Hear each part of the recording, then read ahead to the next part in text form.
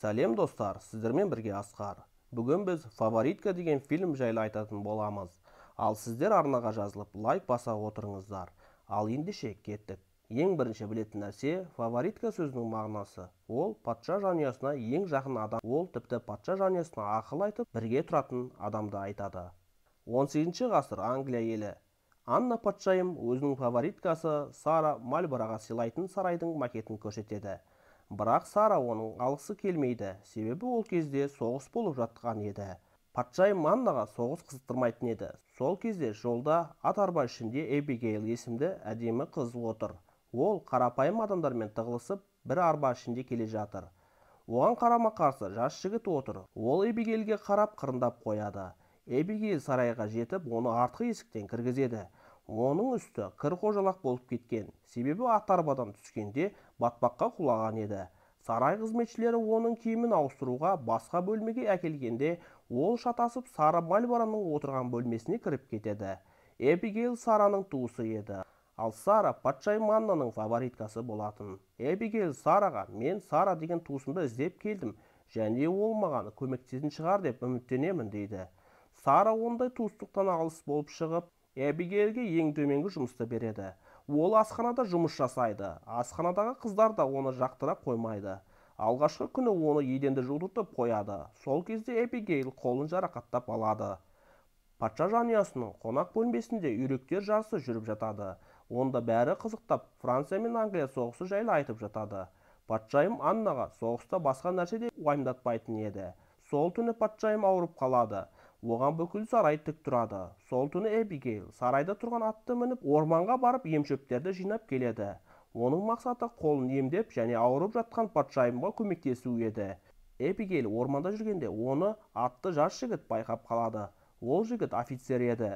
Эбигейл патшайымның бөлмесіне кіріп, емшөпті патшайымның аяғына ауырып жатқан жеріне басады.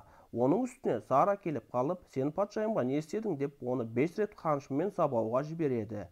Эбигейлді қамшымен 3-ші рет ұрып жатқанда оны тоқтатады, себебі патшайым емшөп себепті жазылып қалады. Содан кейін Сара Эбигейлге жеке бөлме беріп, таза киіндіріп, жанына тартады. Солай енді Эбигейл әдемі көйлекпен сарай ішінде жүреді. Сарайда Харли есімді саясаткер Сарамен үнемі дауласып, ерегесіп жүретін еді. Сараның күйеуі лорд Мальборо соғысқа аттанады. Олардың сыртынан Сара мен патшайым Анна қарап тұрады. Сол кезде Эбигейл қатты жөтеліп қалады да, «Мен салқындап қалдым, рұқсат болса орманнан емшөп алып келейін» дейді. Оның мақсаты патшайымның назарын аудару еді. Эбигейл сарайда ормандағы офицермен кездесіп қалады. Ол полковник Мэшем еді. Мэшем жас қызды ұнатып қалған болады. Екеуі азғана қалжыңдасып ойнайды. Екеуі де түк шықпайтынын біліп, екі жаққа кетіп қалады. Сол кезде патшайым «Тоқтат, мені бөлмеме апарыңдар» дейді. Оны алып кетеді. Кешке жақын Эбигейл кітапханада кітап іздеп жүреді. Сол кезде патшайым мен Сара оңаша қалып ойнас жасап жатырады. Эбигейл оларға білдірмей қашып кетеді. Бірақ саясаткер Харли оның алдын ұстап алып, Сара мен патшайым Анна араларында не барын сұрайды. Эбигейлді қанша қорқытса да ол айтпайды, себебі оның өз жоспары бар еді. Уақыт өте келе Эбигейлді патшайым өзіне жақын тарта бастайды. Патшайымның қояндарына қарап, онымен әңгімелесіп, массаж жасап, тіпті бірге жататын болады. Орманда полковник Мэшем Эбигейлге қосылайық дегенде, Эбигейл тек үйленгеннен кейін ғана дейді. Бір күні патшайым мен Эбигейл екеуі жатқан кезде үстілерінен Сара түсіп қалады. Бұған қатты ашуланған Сара Эбигейлге «Сарайдан кет» деп қуады. Оған зат лақтырып қорқытады. Ашуланған Эбигейл мұрнын кітаппен өзін-өзі ұрып, истерика шығарады. Бұл Сараны одан сайын ашуландырады.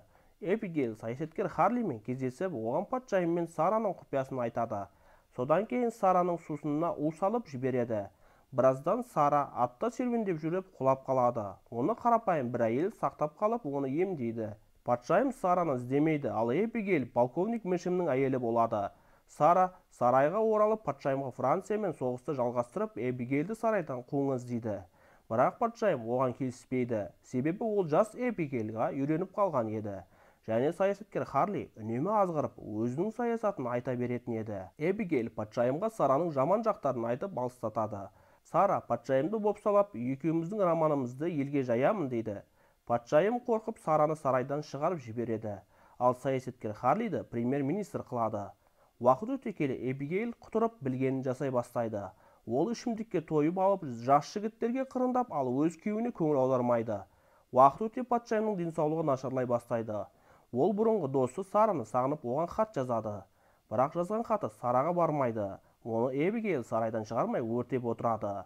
Бір күні Эбигейл патшайым Аннаға патша қазынасындағы ақшаны Сара өзінің күйеуіне аударыпты дейді.